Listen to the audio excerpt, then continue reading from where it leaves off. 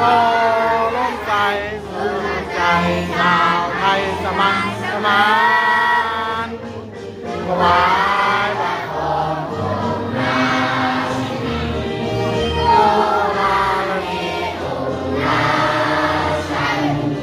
ขอพระองค์ทรงเกษมชั้นนาง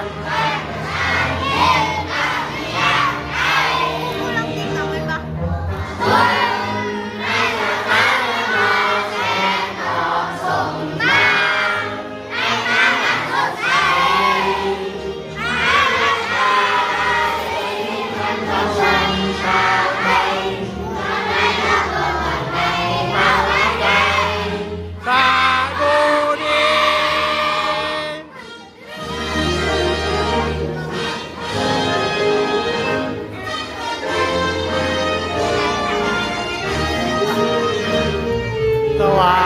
ยบังคมทรงนาพระบุญญาเกิดมาใหญ่พระทรงเป็นเมืองโอ้ร่วมใจภูมิใจชาวไทยสมัครสมาน